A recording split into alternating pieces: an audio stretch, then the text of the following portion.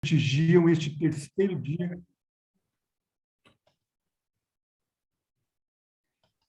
Bom dia a todos e todas os participantes que prestigiam este terceiro dia do FONAJURE, Fórum Nacional de Justiça Restaurativa, organizado pela JUF, Associação dos Juízes Federais do Brasil. Hoje teremos o painel A Justiça Restaurativa e o projeto de lei do novo CPP, Código de Processo Penal. E, em seguida, teremos a atividade prática, com a realização de círculos de construção de paz, com até 120 participantes, divididos em 12 salas virtuais na plataforma Zoom. Os convites foram encaminhados pela assessoria do evento para os e-mails informados no ato de inscrição. Pedimos a todos que, assim que concluída a fala dos painelistas, já se organizem para entrar nas salas virtuais com o link enviado pela assessoria para os e-mails de cada participante.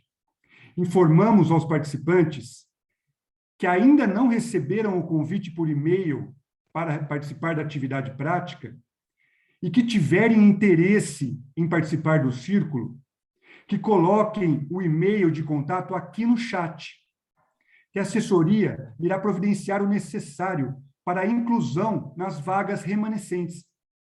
Observo que nós temos 320 inscritos neste FONAJURE, e nos dias anteriores do evento, tivemos um número aproximado de 120 pessoas acompanhando o evento de forma síncrona.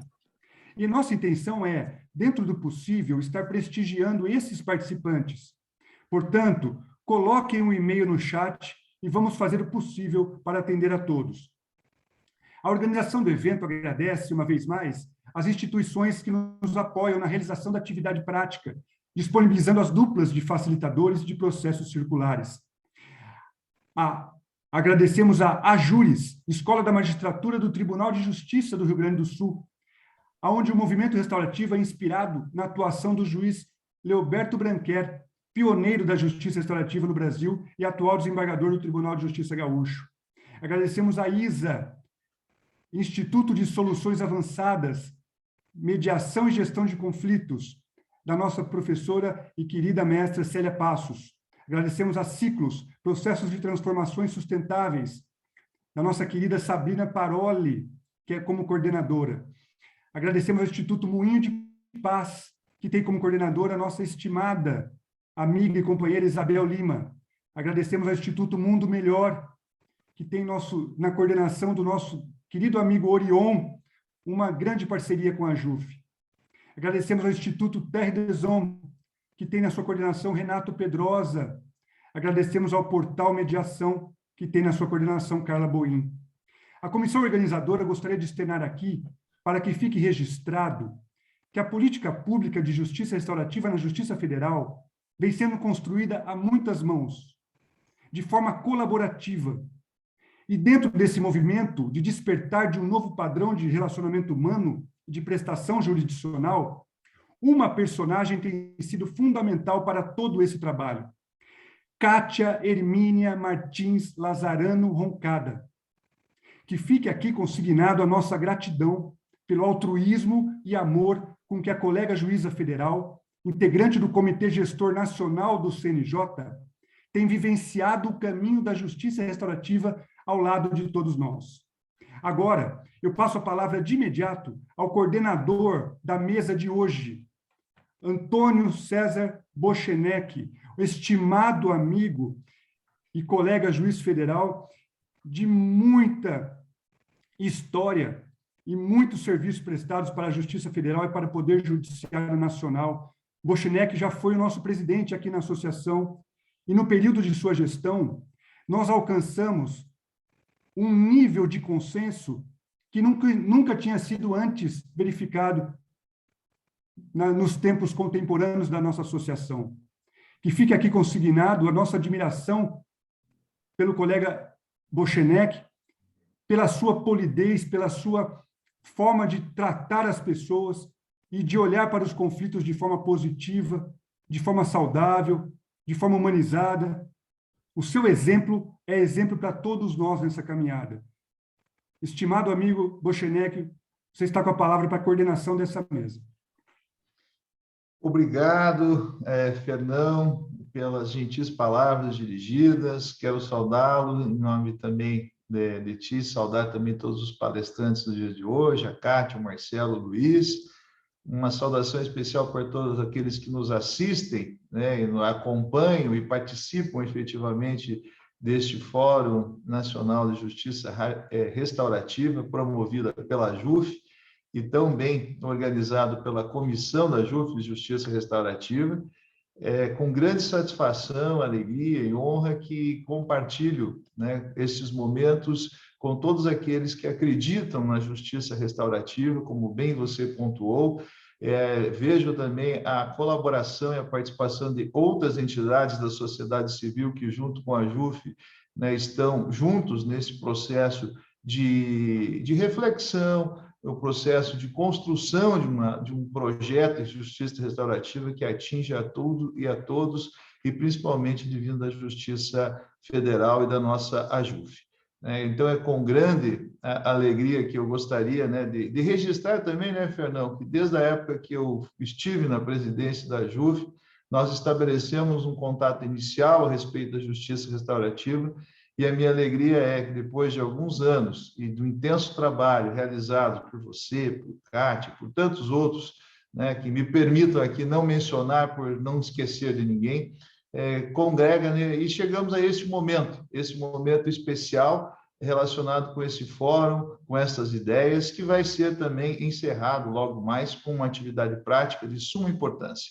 Então, eu registro também aqui, para não deixar passar batido o trabalho da Cris, da Catarina, aqui no âmbito da 4ª Região, que eu tenho acompanhado mais de perto, né, por sermos o mesmo tribunal, também participam efetivamente das atividades, mas e tantos outros, né, que fazem esse trabalho brilhante. Eu gostaria de dizer que sou um adepto, né, gosto muito do tema justiça restaurativa, tenho trabalhado aqui na minha unidade, ou na minha região de atuação, juntamente com o colega Orion, que você mencionou, do Instituto Mundo Melhor, né? Então, temos feito alguns trabalhos em conjuntos, mas efetivamente agora, né, o objetivo do nosso painel é, sobretudo, trazer a opinião, né, a posição, os estudos, as reflexões da Kátia, Marcelo e Luiz. De imediato, então, vou passar a palavra à Kátia, que é juíza federal desde 2002, lotada na 5ª Vara Gabinete do Juizado Especial Federal de São Paulo, também tem MBA em Gestão Pública pela Fundação Getúlio Vargas e é coordenadora do Centro de Justiça Restaurativa da Seção Judiciária de São Paulo. Kátia também é membro da Comissão de Justiça Restaurativa da JUF e do Comitê Gestor de Justiça Restaurativa do Conselho Nacional da Justiça. E é formadora e tutora pela Inflam. Então, Kátia, passo a palavra para a sua fala a partir de agora. E obrigado mais uma vez por ter aceito o convite de estar aqui, né? E não só o convite, mas organizando e participando de todas as atividades de justiça restaurativa. Obrigada, Bochenek. Um bom dia a todos e a todas. Cumprimento a cada um dos amigos virtuais, Bochenek, o Marcelo, o Luiz, o Fernão, o Arthur, e todos os amigos que estão nos assistindo. Muito bom estarmos juntos para refletir a respeito da justiça restaurativa. É uma alegria imensa testemunhar e participar desse primeiro Fonajuri, de modo que eu quero primeiro agradecer o nosso presidente, Eduardo André, foi uma pessoa importantíssima para que isso acontecesse, nosso diretor de comissões, o Marcelo Zandavalli, e o nosso coordenador da Comissão de Justiça Restaurativa da JUF e deste Fonajuri, querido Fernão. Fernão, que eu considero meu irmão. Então, as palavras dele são pela nossa amizade. Agradeço muito. Quero também registrar o precioso e cuidadoso trabalho dos membros da comissão organizadora, os queridos Osmani, Américo, Catarina e Arthur. Muito me honra fazer parte desta mesa, coordenada pelo nosso ex-presidente da JUF, Bochenek, que teve uma passagem extraordinária na associação, como o Fernão bem lembrou, a sua atuação foi marcante na nossa carreira. E também porque tenho aqui 2 professores, o Luiz Bravo e o Marcelo Salmazo. Tanto o Luiz quanto o Marcelo nos orientam desde os primeiros passos da justiça restaurativa na Justiça Federal de São Paulo. Então, é uma honra muito grande. Muito bem, buscando ser mais objetiva, até porque nós temos a questão do tempo, eu vou logo ao tema. Para analisar a ideia da justiça restaurativa, especialmente dessa ideia de se legislar a respeito de justiça restaurativa e colocá-la dentro do Código de Processo Penal, é importante ter em mente nortes muito seguros a respeito do que é justiça restaurativa e o que propõe a justiça restaurativa. Sabemos que é um conceito fluido, mas isso não significa que não existam pilares estruturais a serem observados. E isso é muito importante. O conceito oferecido pelo professor João Salmo, para mim, traz segurança. Então, eu gostaria de dividi-lo com vocês. É um conjunto de princípios e práticas que nos permite, por meio da participação, do engajamento e deliberação, construir coletivamente a justiça. E o professor João elenca 5 princípios. São esses princípios: as relações, os valores humanizantes, a responsabilidade individual e a responsabilidade coletiva, o tratamento do dano e o fortalecimento da comunidade. Vejam, a base da justiça restaurativa está nas relações havidas entre nós, seres humanos, bem como entre nós e o meio ambiente que nos acolhe, permitindo a nossa existência. Nós somos o resultado de um complexo de interações que nos constroem a cada dia, que nos moldam abrindo e fechando portas. De fato, nós somos nós e as nossas relações. Os valores humanizantes são os balizadores que nos guiam, que permitem justamente extrair o que há de melhor em nosso ser. As nossas ações são baseadas nos nossos valores. São eles que impulsionam o nosso agir, muito mais do que uma regra posta. Já a responsabilidade está diretamente ligada à conscientização, que parte do reconhecimento da prática de um comportamento e do entendimento do que ele causou, da forma como ele reverberou, tanto para aquele que sofreu seus efeitos diretos, bem como para aqueles que sofreram efeitos reflexos a partir dele. Mas a responsabilidade não está aí limitada. Existe um olhar ampliado, identificando as corresponsabilidades de todos os envolvidos que, de alguma forma, contribuíram para que esse fato tivesse lugar. Isso é a corresponsabilidade coletiva. O tratamento do dano, por sua vez, não corresponde a restabelecer ou restaurar uma situação anterior, mas sim a olhar as necessidades dos envolvidos e buscar meios de alcançá-las. Interessante aí ter em conta que muitas vezes as próprias necessidades ainda não estão claras e que é necessário percorrer um caminho para essa compreensão. O último princípio diz respeito ao fortalecimento da comunidade, que num primeiro momento tem a ver com aquelas pessoas envolvidas, quem praticou ou sofreu os efeitos do comportamento danoso, aqueles que o apoiam, bem como a comunidade mais próxima.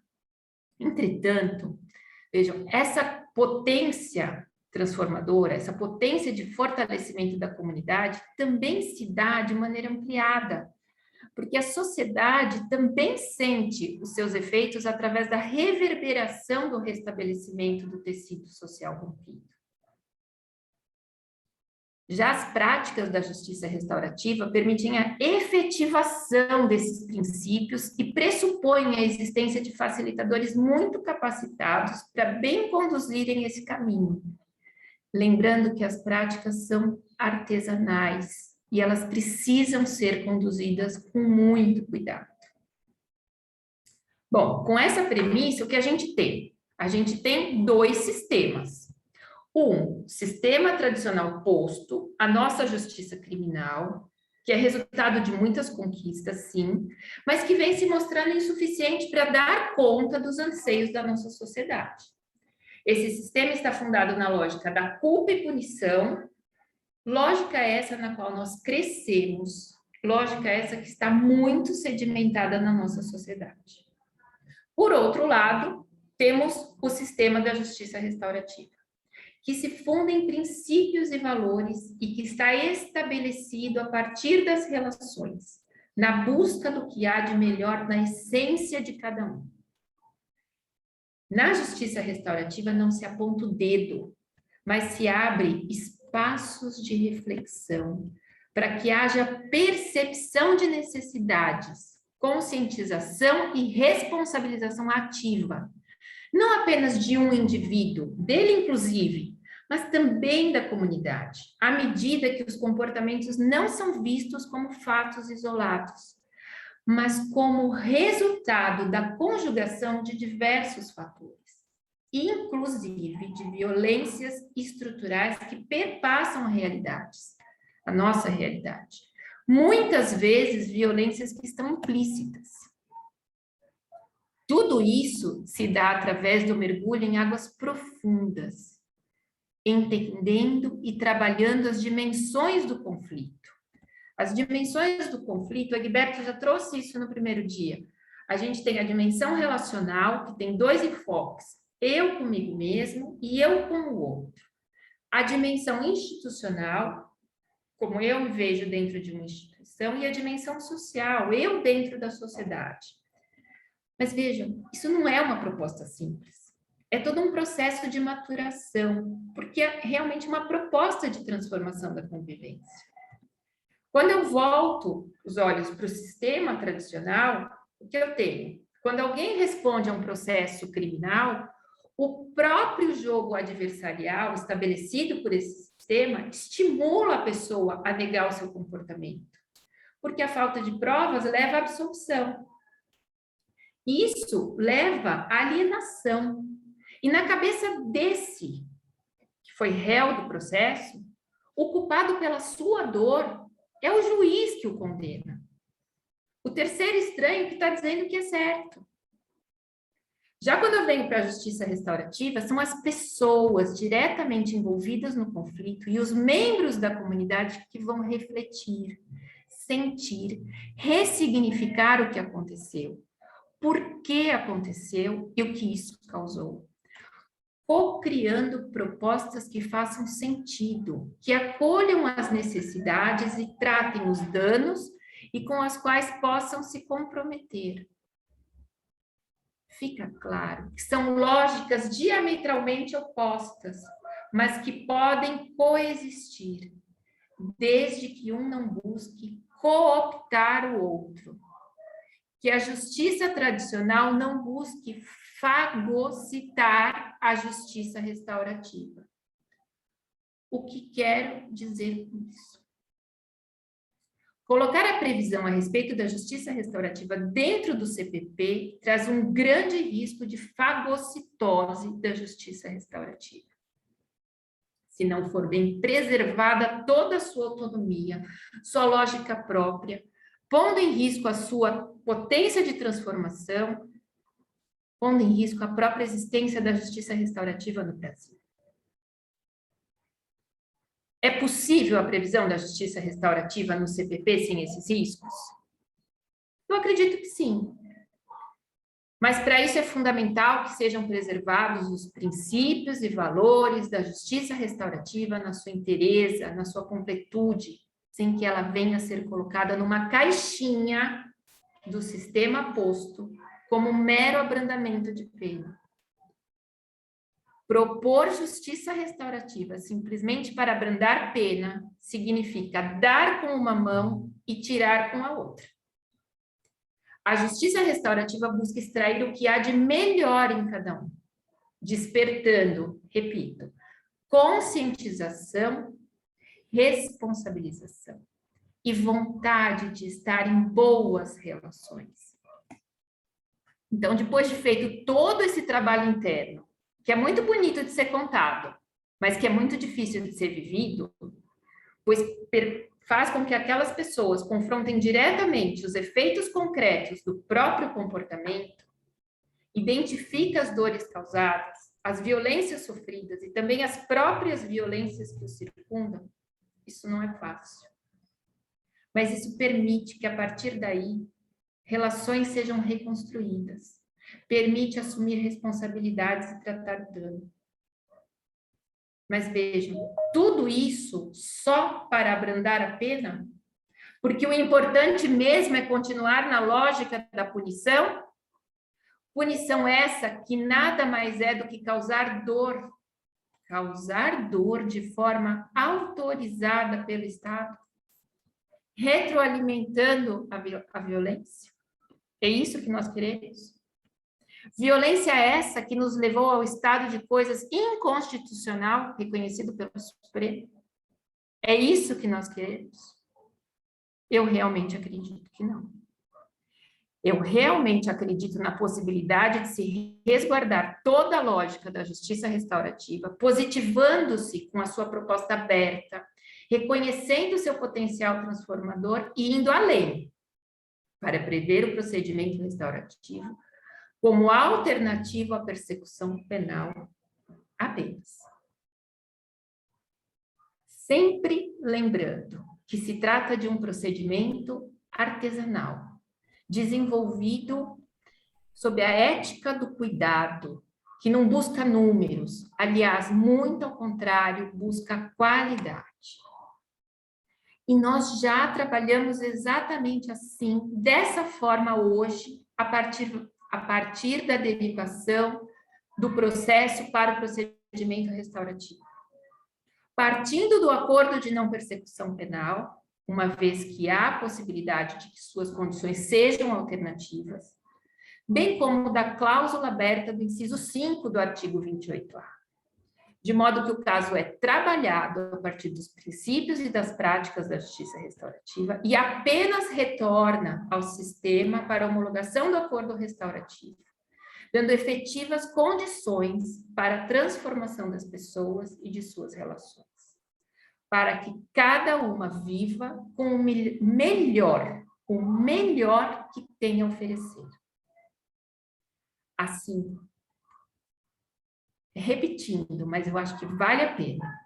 O ponto fundamental é preservar os princípios e valores da justiça restaurativa, respeitando sua autonomia e a possibilidade de que haja efetiva cocriação no caso, na busca do valor justiça, permitindo e efetivando assim a construção de uma sociedade livre, justa e solidária.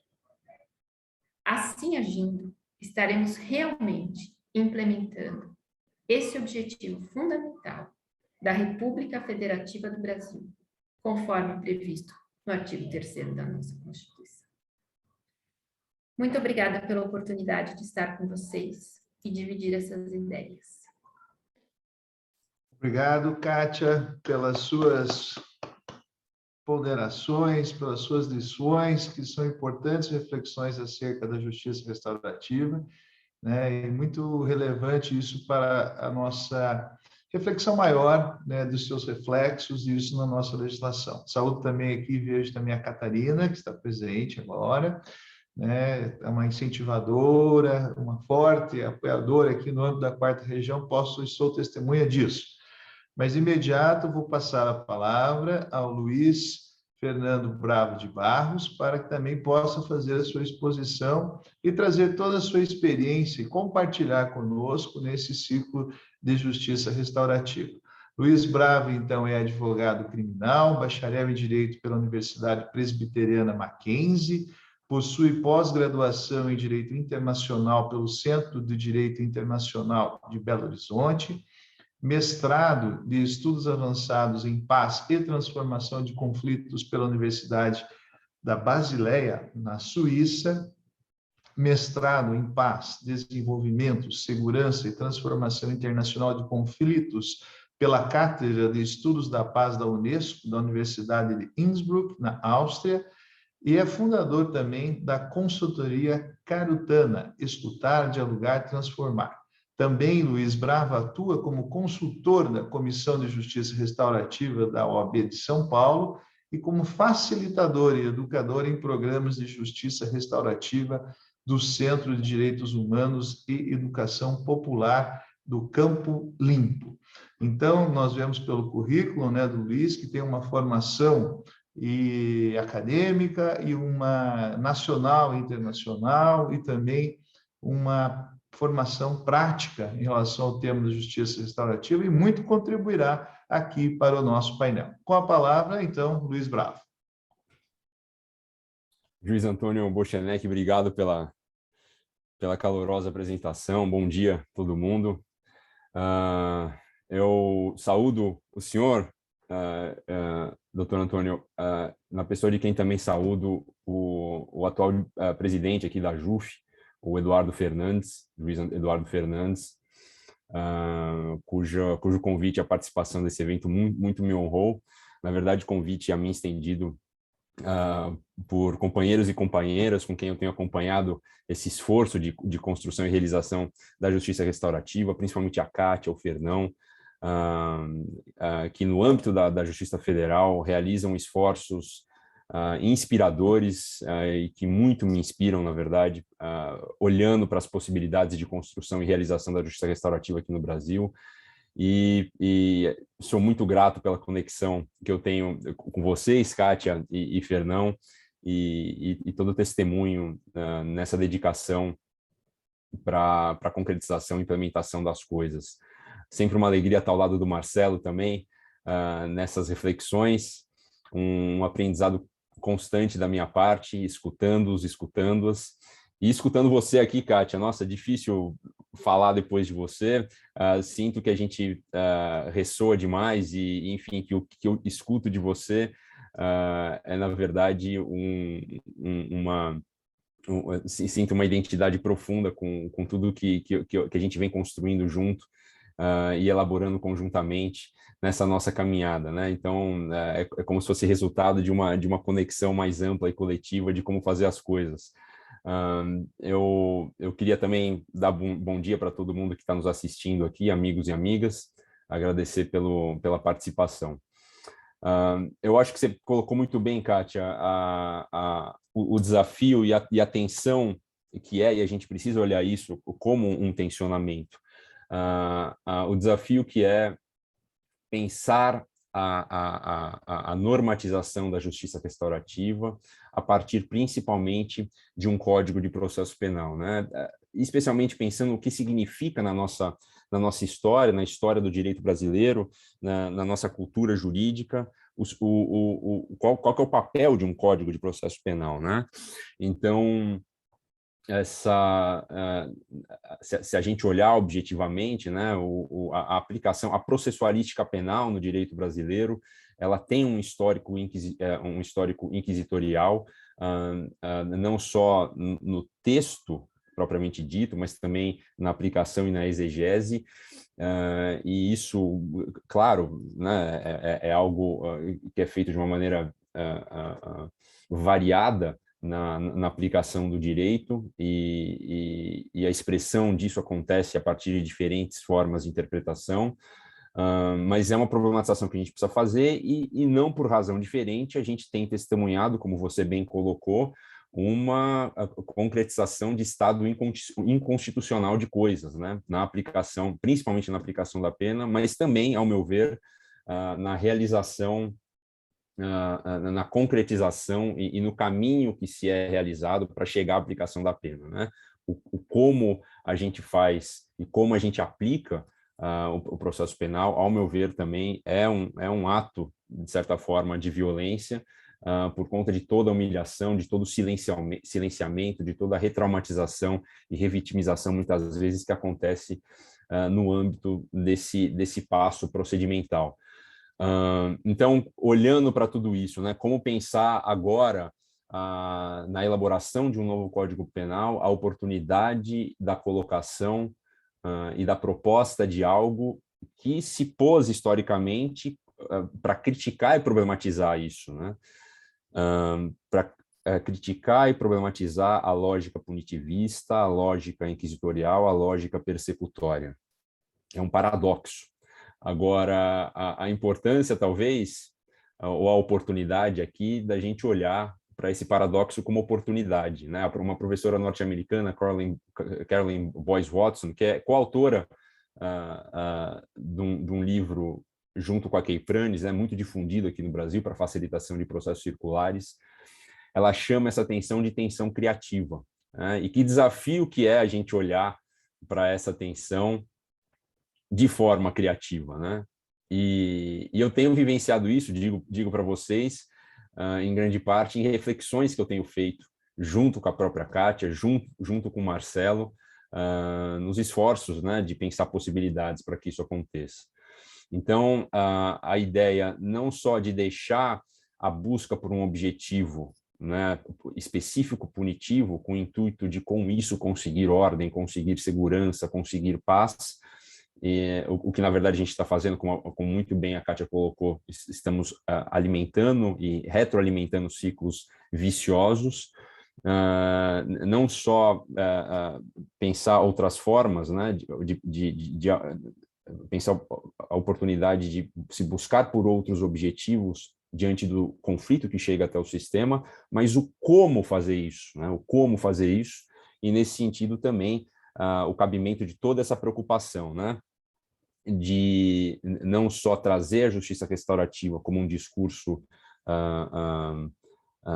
sedutor, atraente, mas o cuidado de como estruturar a realização da justiça restaurativa a partir da sua codificação, a partir da sua normatização, para que não aconteça exatamente o que a Kátia falou, em esforços de aplicação, para que não aconteça a cooptação da busca por esse objetivo, novo objetivo, mais nobre, mais restaurativo, mas por intermédio de lógicas que continuam, talvez, persecutórias, que continuam hierarquizadas, que continuam baseadas em relações desequilibradas de poder, não considerando a inclusão e a participação, e todas esses elementos que ela trouxe do professor João Salme, para se pensar a construção do justo, né? Porque no final das contas o que as pessoas querem, e eu gosto de trazer essa provocação, elas querem fazer justiça com as próprias mãos.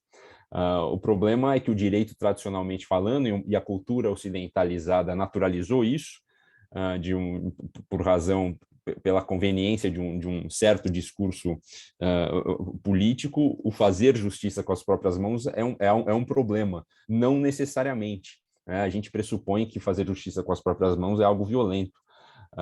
Isso é exceção. As pessoas, elas querem participar da construção de respostas e da elaboração de significados em torno de coisas importantes que aconteceram na vida delas. E a prática da violência nesse sentido restringe muito as possibilidades.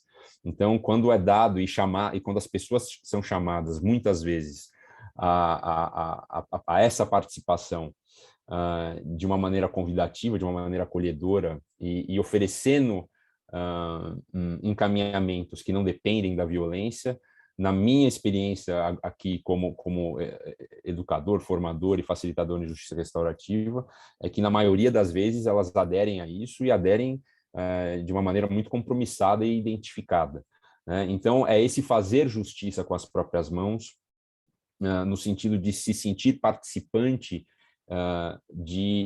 da construção de algo muito importante no que diz respeito aos meus interesses e às minhas necessidades. Então, como trazer essa abertura, né, participativa, inclusiva, comunitária, por assim dizer, para um espaço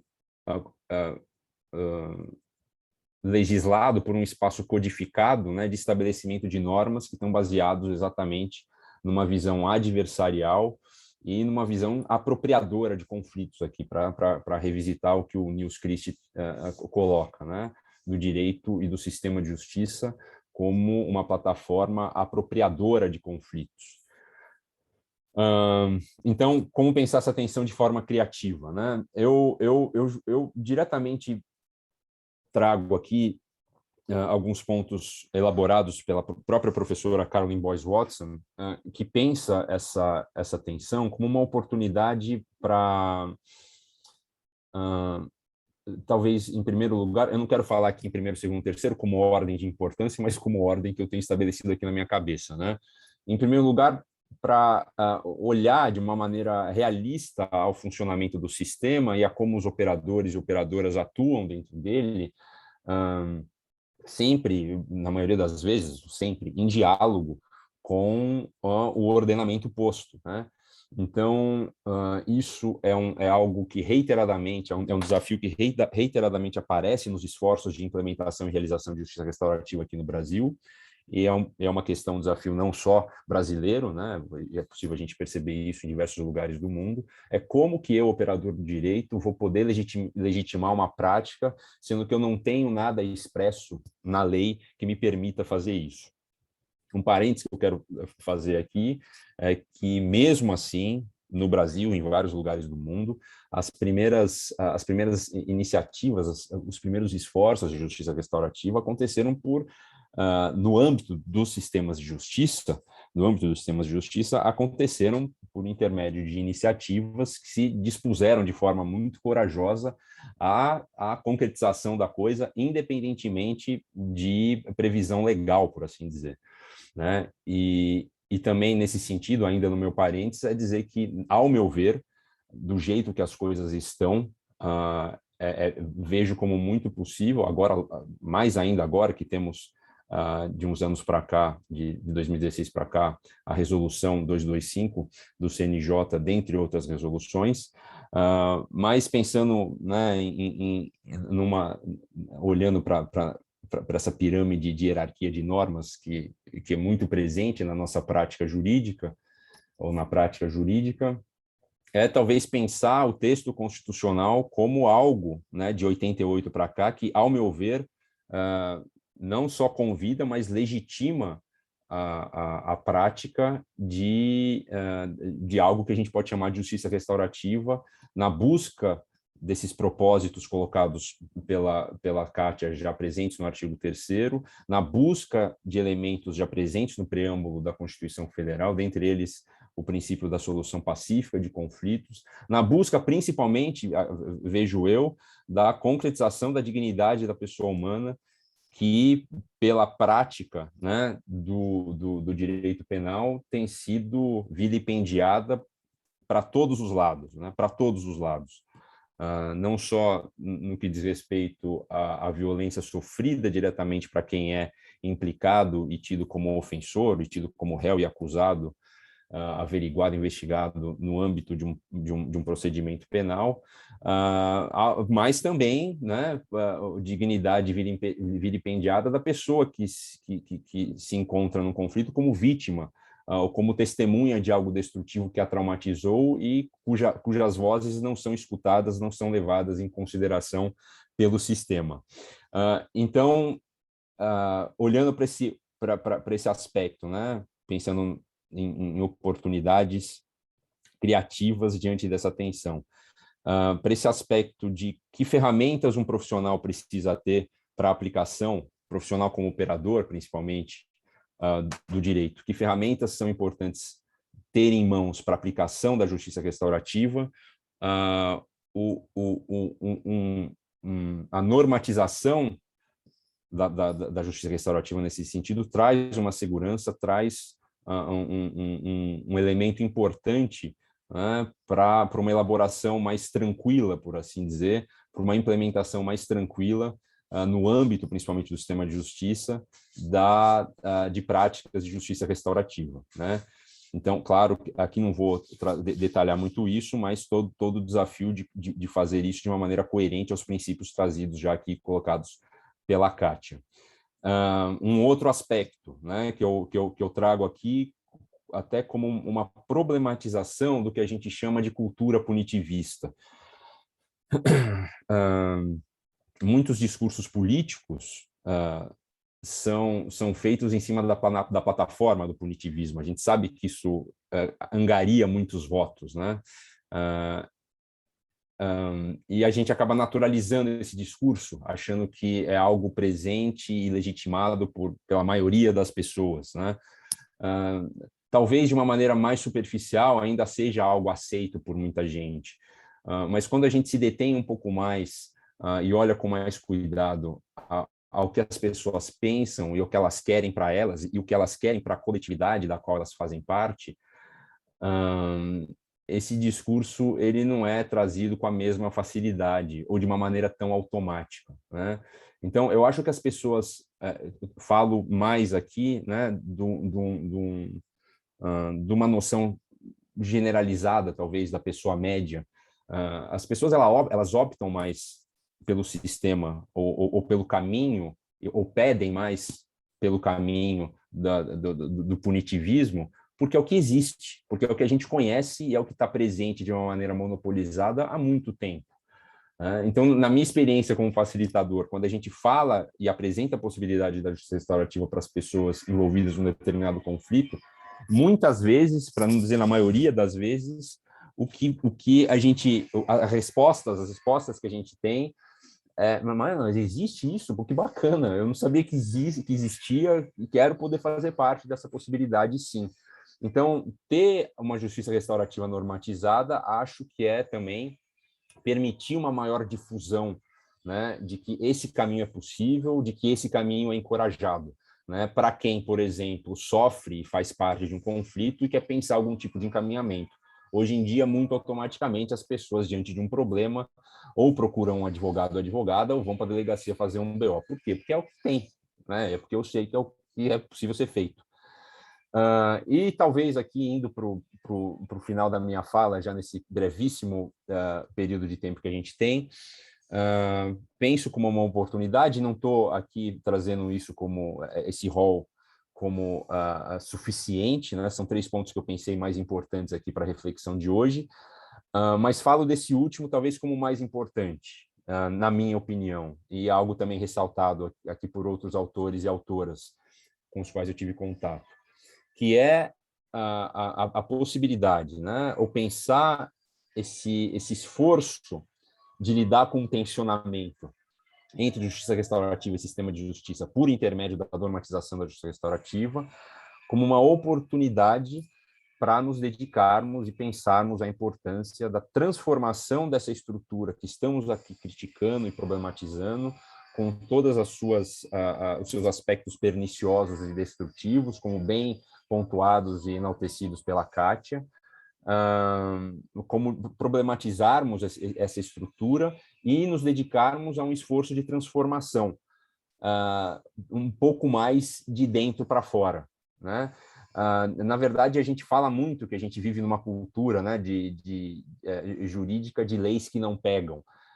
E a gente, talvez, se a gente tiver um pouco mais de clareza, a gente percebe que se isso acontece é por conta de um descompasso entre o extrato dedicado à elaboração e escrita de certas normas e a realidade vivida pela coletividade de uma maneira mais ampla, né? Então, é ter clareza desse descompasso e se dispor a esforços, né, para uma maior harmonia entre essas pontas, né?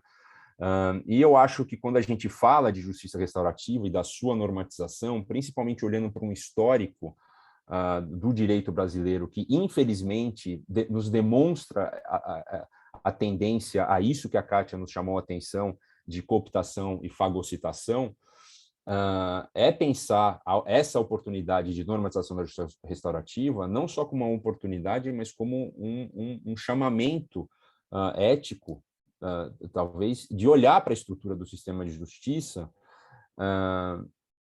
e se propor a uma transformação interna, né, para que haja minimamente uma coerência entre a realidade do funcionamento da convivência e da inter-relação entre os profissionais e a vivência do sistema, com a prestação desse serviço que agora a gente está chamando de justiça restaurativa. Então, esses diversos elementos que a gente problematiza e critica se fazem presentes na realidade do funcionamento do sistema, entre os seus operadores e operadoras, entre os seus componentes, e muito do que a gente vê, né, e testemunha para a legitimação de caminhos punitivistas, eles fazem parte e acabam sendo expressão de elementos pouco questionados, né, e não problematizados, de como as pessoas pensam a aplicação do direito e de como elas vivenciam a relação profissional no âmbito das suas funções e dos seus papéis.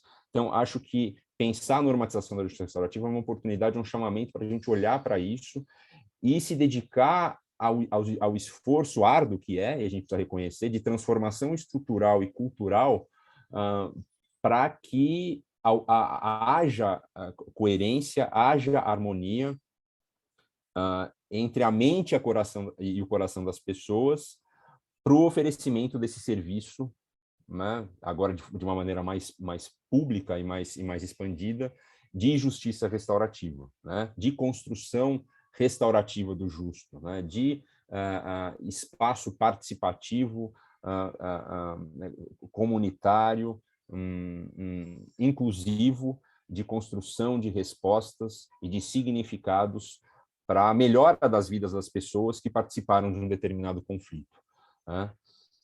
Então, eu acho que, né, o cabimento, tem todo o cabimento a normatização da justiça restaurativa, é algo que, ao meu ver, é meio que inevitável, com todos esses cuidados que a gente está tentando colocar, em que pese, né, as dificuldades que a literatura e muitos autores falam de se lidar com isso, a gente precisa encarar isso e olhar isso como uma oportunidade, por desafiador que seja, né? Então, talvez, no final das contas, e termino minha fala aqui, é olhar esse caminho como um caminho de fortalecimento da democracia, como um caminho de expansão de acesso à justiça, né? De uma maneira que signifique algo mais presente e tangível e, por assim dizer, melhor, né, na vida das pessoas que se relacionam com o sistema de justiça. Eu termino minha fala por aqui, fico à disposição para continuar com a troca de ideias e, de novo, agradeço pela participação e pela escuta de vocês. Obrigado. Excelente, professor Luiz Bravo, pelas suas ponderações, né, relacionadas à necessidade ou à oportunidade de normatização. Eu gostaria de destacar ainda da sua fala, e que muitas vezes é o que nós temos, né, desse sistema como está posto, e muitas vezes, né, nem como está posto as coisas são e funcionam. Então, sem dúvida, refletir sobre a normatização da justiça restaurativa, sobre esses aspectos, princípios, valores e critérios, e, né, nada mais feito isso por quem está estudando sobre o tema, como todos os painelistas no dia de hoje, é de suma importância. E aí também reside, né, a importância da nossa comissão, na JUF, dos trabalhos realizados, deste fórum, para seguir avante em relação a esta temática tão relevante e darmos oportunidades para que justamente a justiça seja feita de forma restaurativa. Bom, mas aqui é o importante agora que nós vamos passar a palavra ao Marcelo Nalesso Salmasso, que vai fazer a terceira exposição de hoje. Ele é juiz de direito do Tribunal de Justiça do Estado de São Paulo e com formação em justiça restaurativa, com projetos e ações desde 2012 neste campo. Também é membro do Grupo Gestor de Justiça Restaurativa do TJ de São Paulo e do Comitê Gestor de Restaurativa do CNJ. Integra o grupo de trabalho do CNJ, constituído desde 2015, 2016, para elaboração da resolução, né, que redundou na resolução 225/16, e relator da proposta de normativa. É secretário também de Justiça Restaurativa da Associação dos Magistrados Brasileiros, da AMB, desde 2016, e coordenador da Justiça Restaurativa no Núcleo de Estudos da Associação Paulista de Magistrados, desde 2015. Membro colaborador da Coordenadoria da Infância e da Juventude do TJ São Paulo, também coordenador da Justiça Restaurativa da Comarca de Tatuí, São Paulo, também formador da Infam, né, e tutor da Infam para esse tema. Também foi convidado a proferir ciclos de palestras, realizar visitas de articulação do Programa de Justiça Restaurativa promovida pelo PNUD, que é o Programa Nacional, Programa das Nações Unidas para o Desenvolvimento, e também pelo Paismate Foundation, da Organização das Nações Unidas, em Guiné-Bissau. Apresentou o Programa de Justiça Restaurativa do Tribunal de Justiça de São Paulo no Simpósio Nacional da Justiça Restaurativa no Canadá, em 2019, e também foi representante do Brasil no Seminário Internacional sobre Justiça Restaurativa, promovidas pelo Ministério da Justiça e Direitos Humanos do Chile e do Programa da União Europeia de Coesão Social na América Latina, com apoio da Unesco em 2018. Músico profissional, trombonista, de 95 a 2002. Então, Marcelo, né, com esse currículo extenso, várias passagens em campos, né, do nosso judiciário, principalmente do Judiciário de São Paulo, CNJ, e experiência internacional a respeito do tema, nos brinde com a sua fala, agora que todos estamos, né, ansiosos para ouvi-lo também. Marcelo, obrigado. Olá, muito bom dia a todas e todos. Por primeiro, eu gostaria de cumprimentar ao colega Antônio César Bochenek e parabenizá-lo por esse importante evento, trazendo a JUF, né, trazendo a associações que já vêm com essa lógica coletiva, que já vêm com a lógica relacional, que são próprias da justiça restaurativa, para esse importante cenário da justiça restaurativa. E assim, né, em nome do Bochenek, cumprimento todos que estão aqui conosco, ouvindo sobre justiça restaurativa. Os meus cumprimentos especiais aos amigos Fernão Pompeu e Kátia Roncada, né, que são os expoentes da justiça restaurativa na Justiça Federal, né, aqui no estado de São Paulo, os quebra-gelos da Justiça Restaurativa na Justiça Federal aqui em São Paulo. Também cumprimento a Catarina Volcart, né, que faz um trabalho muito significativo de justiça restaurativa no Sul. Também os meus cumprimentos ao meu amigo, colega Luiz Fernando Bravo, né, que tem sido uma pessoa fundamental na construção da justiça restaurativa no país, né, tanto no aspecto teórico, mas não só aí, também com toda a sua vivência prática na justiça restaurativa. E os meus agradecimentos, de uma forma geral, para falar sobre justiça restaurativa, um tema tão importante para mim, que vai para muito além de um trabalho, de um projeto ou de um programa, mas que passou a ser a minha filosofia de vida, o meu norte de vida. A justiça restaurativa, eu confesso que quando tomei contato com ela pela primeira vez, eu acreditava mesmo que eu ia encontrar um instrumento muito potente para mudar o outro, mas eu percebi rapidamente, né, que essa fantasia de mudar o outro, especialmente a partir da lógica do medo e da punição, realmente é uma ilusão. Quando nós buscamos ensinar as pessoas a se pautarem pelo medo e pela punição, nós ensinamos as pessoas a calcularem as suas condutas a partir de um cálculo de custo-benefício, de fazerem ou não fazerem a partir do risco de serem punidas ou não, e não de uma autoavaliação do valor da sua conduta para si, para o outro, para a sua comunidade e para o meio ambiente em que essa pessoa está inserida. Então, podemos aqui refletir que o que fazemos quando lidamos com medo e com punição é o contrário do que nós queremos em termos de cidadania. Pessoas que se autorregulem, pessoas que se autolimitem e que avaliem os seus comportamentos elas próprias a partir da importância do seu comportamento para si, para o outro, para a sua comunidade e para o meio ambiente. E assim, nós podemos entender que a justiça restaurativa diz muito menos respeito ao outro e muito mais respeito a cada um de nós. A justiça restaurativa, como bem diz o professor João Salme, amigo e professor da Governors State University de Chicago, a justiça restaurativa é um convite para que cada um de nós assuma a responsabilidade conosco, com o outro e com o meio ambiente em que cada um de nós está inserido.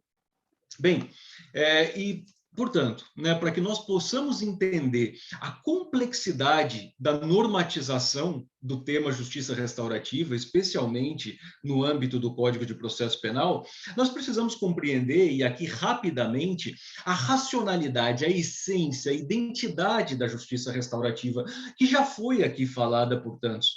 Né? E eu sei aqui que eu tenho 2 desafios. Né? O primeiro deles é falar, depois de tantas pessoas tão qualificadas terem falado. E, para além disso, o desafio do tempo também. Mas vamos tentar ser o mais sucintos possíveis.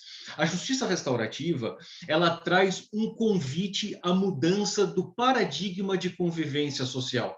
Até porque as nossas estruturas de convivência social estão pautadas por um paradigma, ou seja, um conjunto de ideias que conforma, que formata a maneira como as pessoas enxergam o mundo e lidam com os problemas do mundo.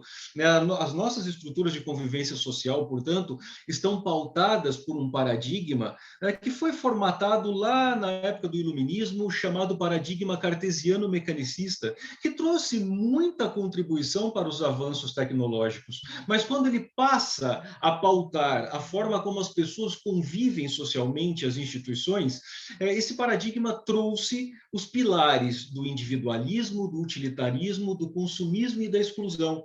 Pilares esses que fomentam a competição e fomentam a guerra de todos contra todos. Esses pilares, essa lógica relacional, está na forma como as pessoas se relacionam e está nas instituições também, o que trouxe grandes problemas, especialmente no sentido de submeter tantas e tantas pessoas numa sociedade construída a partir de uma lógica hierárquica e excludente e submeter, portanto, tantas e tantas pessoas a uma série de violências em todas as suas formas de manifestação. Não só violências físicas e psíquicas, mas também violências estruturais, violências simbólicas e violências culturais.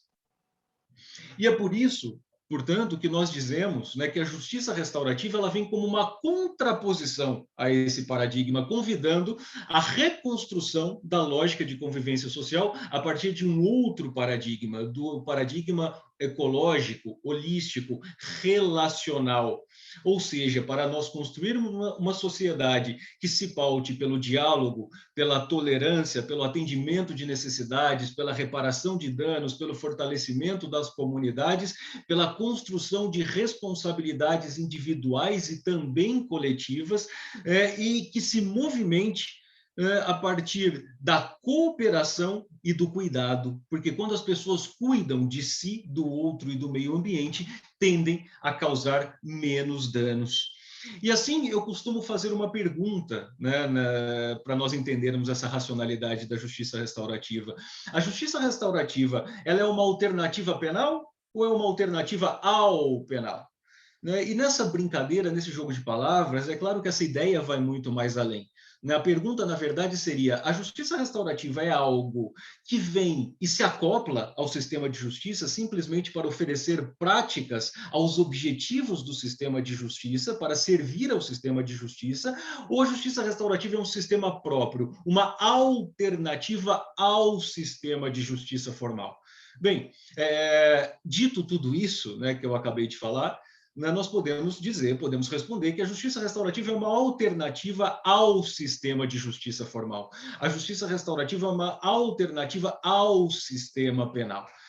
Até porque, né, para que a justiça restaurativa ela tenha toda a sua eficácia como instrumento de transformação social, como nós pretendemos que ela seja, ela deve trabalhar nas 3 dimensões da convivência e, portanto, nas 3 dimensões do conflito, como foram bem trazidas aqui pelo Egberto Penido, na dimensão relacional, que diz respeito às nossas transformações e aos métodos da justiça restaurativa, inclusive para a resolução de conflitos, na dimensão institucional, porque as nossas instituições são, sim, hierárquicas, punitivas, excludentes, tensionam as relações e retroalimentam o circuito de violência, e especialmente na dimensão social. E aqui eu chamo a atenção para um aspecto fundamental da justiça restaurativa.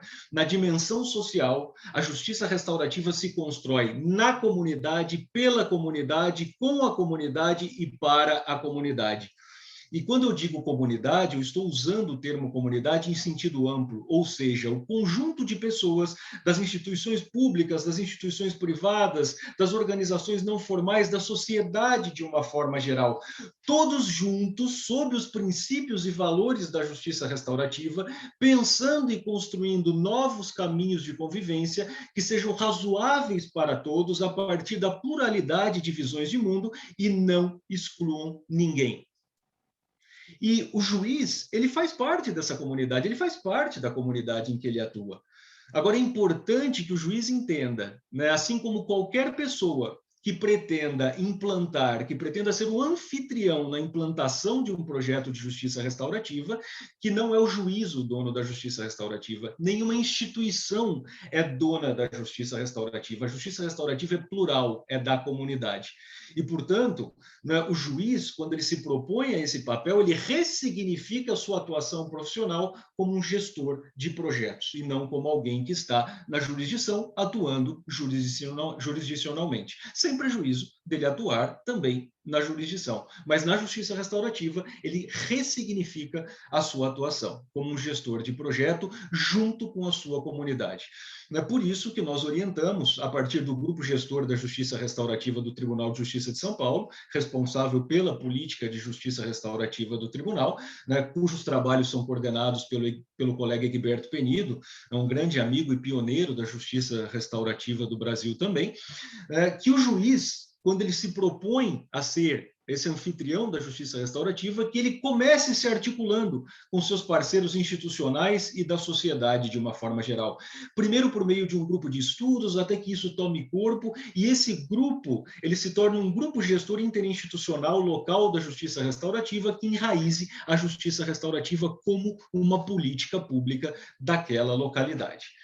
Então, quando nós entendemos que são dois sistemas diferentes, né, nós temos, portanto, o sistema da justiça restaurativa, com a sua racionalidade própria, seus objetivos, seus princípios, seus valores, a sua estrutura e seus fluxos, diferente do sistema de justiça formal, que também tem a sua racionalidade própria, os seus objetivos, os seus valores, os seus princípios, a sua estrutura e o seu fluxo, é entendendo que existem duas identidades, né, é respeitando as identidades que nós conseguimos enxergar e permitir o diálogo, os fluxos entre esses dois sistemas.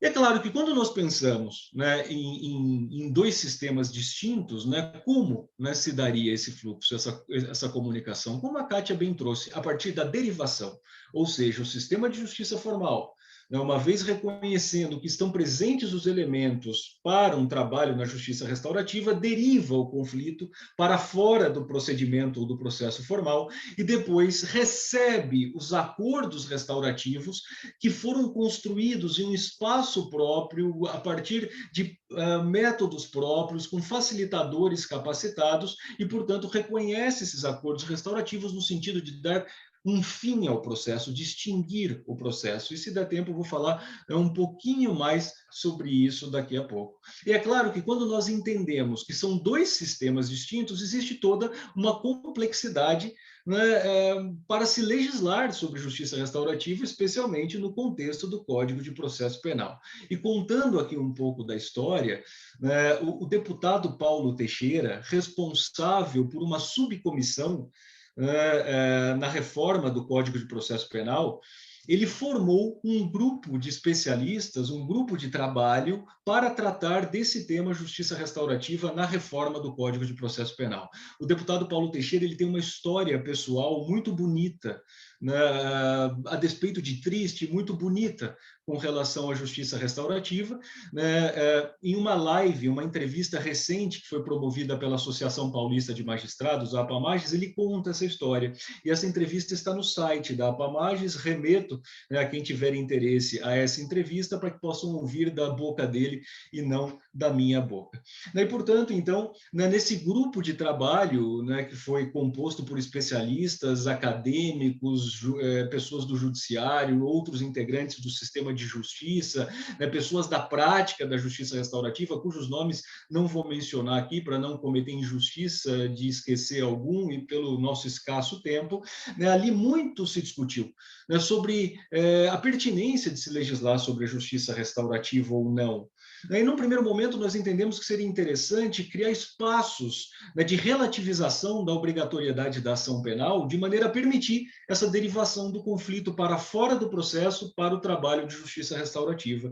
Mas, naquele contexto, se entendeu por bem no sentido de avançar um pouco mais, né, de se criar um capítulo de justiça restaurativa com uma estrutura mínima para a justiça restaurativa, que, ao mesmo tempo, encoraje o sistema de justiça formal a derivar os conflitos para a justiça restaurativa e também dê uma estruturação mínima e de qualidade para a justiça restaurativa e permita uma comunicação, um diálogo com qualidade entre o sistema de justiça formal e a justiça restaurativa. E aqui nós podemos ver, né, que o projeto de lei ele contempla o fortalecimento da comunidade a partir da justiça restaurativa. O projeto de lei ele contempla que os conflitos serão derivados para fora do processo formal e o trabalho de justiça restaurativa não vai ser feito pelo juiz e pelos atores do sistema de justiça, mas um espaço próprio da justiça restaurativa, né, na lógica e na racionalidade própria da justiça restaurativa. E aí nós temos a questão, que foi bem colocada pela Kátia,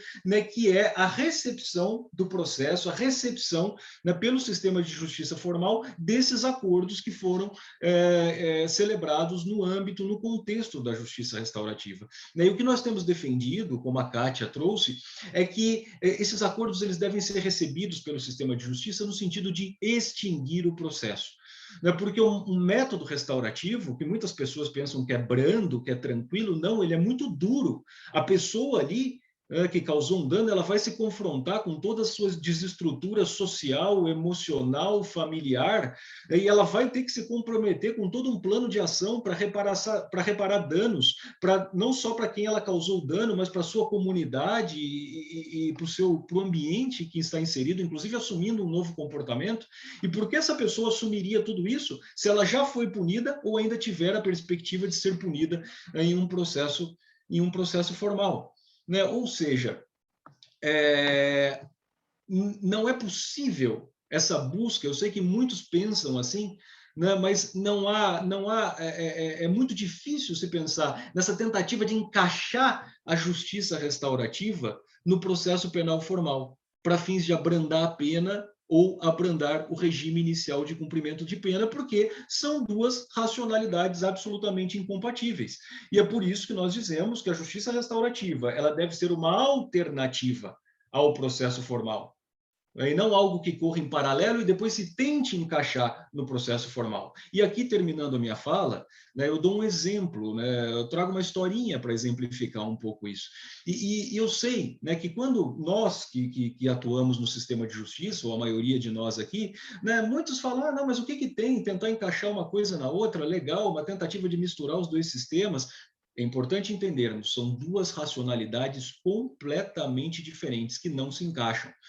E para nós sairmos um pouco, né, da nossa lógica, das nossas vestes, do nosso contexto e pensarmos a respeito disso, eu vou trazer um exemplo num outro contexto. Eu sei que muitos aqui têm filhos, né, já se conectaram com educação positiva, né, com parentalidade positiva, né? Então vamos pensar na seguinte situação, né? Tem dois irmãos, o irmão pequenininho pega o brinquedo do irmão mais velho. O irmão mais velho fica furioso com aquilo, não sabe lidar com aquela situação, vai lá e bate no irmãozinho mais novo. O irmãozinho mais novo começa a chorar. O pai e a mãe chegam na sala. O pai já chega prestes a uma intervenção mais punitiva, a mãe intervém, né, e chama o filho mais velho, né, e propõe algo diferente. Conversa com o filho mais velho, né, para que o filho mais velho possa compreender o que aconteceu, né, constrói com o filho mais velho que ele pode ter outros instrumentais para lidar com o irmãozinho mais novo, quando o irmãozinho mais novo fizer algo que irrite ele, que não a violência. O filho mais velho, portanto, ele compreende toda essa lógica, ele se compromete a não agir mais de forma violenta com o irmão mais novo, faz mais, busca reparar o dano, vai lá, abraça o irmão mais novo, convida o irmão mais novo para brincar, né, pede desculpas ao irmão mais novo, né, de maneira que aquela situação ela toma um outro corpo. Todos ali, naquele contexto, constroem novos caminhos para lidar com situações de conflito e de violência a partir da autorresponsabilidade e da responsabilidade de toda a família, de todo aquele coletivo. Agora, imaginem se essa mãe, depois de tudo isso, diz assim: tá bom, filho, agora então, vai lá com o papai, que ele vai te bater só com a mão, ele não vai te bater mais com a cinta. Faz sentido isso? E quando nós tentamos encaixar os acordos restaurativos numa sentença penal, aplicando punição, é a mesma coisa. Olha, vai lá, se compromete com tudo, eventualmente peça perdão a quem você causou o dano, né, apesar disso não ser um requisito fundamental, se comprometa com a reparação dos danos no sentido mais amplo possível, com a sua comunidade, assumir uma nova postura, e aí vem aqui no sistema de justiça que nós vamos dar uma cacetada em você mesmo assim. Não faz sentido. São racionalidades que não combinam, que não se encaixam. E assim, né, desculpem, eu sei que eu estendi aqui um pouco a minha fala, peço desculpas por isso, Fernão, Kátia, Bochenek, né, e agradeço mais uma vez pela oportunidade. Parabéns, Marcelo, pela palestra, pela fala, pelas reflexões relevantes em relação ao nosso tema, né? E eu gostaria aqui, né, de parabenizar a Kátia, o Luiz e o Marcelo pelas brilhantes palestras e exposições. Trazer aqui um depoimento também de algo que me deparei recentemente ao participar do programa de mestrado da Infam, e eu trabalho numa disciplina de demandas estruturais e litígios de alta complexidade. E na avaliação de novos, né, juízes federais e estaduais para integrar o programa do mestrado, me deparei com um trabalho da juíza estadual Jurema, onde ela propõe a justiça restaurativa para as ações, inclusive, de improbidade administrativa. É o tema da tese dela. Então, são várias vertentes, né? Esse é um caso, é um exemplo, mas são várias vertentes de muitos colegas, né? Juízes federais, juízes estaduais, pensando na justiça restaurativa, principalmente conhecendo seus princípios e seus valores, agora ainda mais potencializados pela comissão, aqui no caso da Justiça Restaurativa da JUF, e esse evento, esse Fórum Nacional, né, na qual aqui saúdo, então, mais uma vez, e parabenizo a Kátia, a Catarina e o Fernão por estar à frente desse processo, né, e desejar que efetivamente esse seja o primeiro de muitos fóruns e as primeiras de grandes reflexões a respeito desse tema tão relevante e tão importante para a justiça brasileira, mas principalmente para todas as pessoas que se beneficiarão dos seus resultados positivos. Com isso, encerramos aqui esse painel da minha parte, mas passo ao Fernão para fazer o encerramento do painel e o prosseguimento das atividades com as oficinas práticas. Um grande abraço a todos, foi uma honra estar com vocês. Muito grato, estimado colega e amigo Antônio Bochenek. Nós sabemos que Vossa Excelência é um dos principais incentivadores para que esse trabalho de justiça restaurativa pudesse começar dentro da nossa associação de juízes federais do Brasil. Não só com o seu exemplo, com a sua postura, com a sua transformação pessoal, que reverbera para todos ao seu redor, mas também com atitudes concretas, né, nos apresentando parceiros, abrindo portas e sempre nos incentivando de forma muito gentil e confiante nessa construção coletiva de um novo padrão de consciência e de prestação jurisdicional dentro da nossa associação, mas principalmente na Justiça Federal brasileira. De imediato, agradeço a todos os participantes do painel, a todos os organizadores do evento, a assessoria, Sabrina e Felipe, que estão aqui diligentemente para organizar a atividade prática, e como estamos um pouco adiantados no horário, já vamos imediatamente para a atividade prática. A orientação para todos os participantes que receberam os e-mails, né, em seus e-mails pessoais, receberam o link de entrada nas salas virtuais da atividade prática. A orientação é para que acessem o link a partir de agora, o link que foi encaminhado pela assessoria do evento, e aguardem a liberação da sala, que acontecerá muito em breve. Muito grato a todos, e vamos em frente, que agora vem a cereja do bolo. Agora vem a experiência prática de tudo que nós estamos conversando nesses 3 dias. Obrigado, caros amigos e amigas, irmãos e irmãs de jornada. Vamos em frente. Obrigado.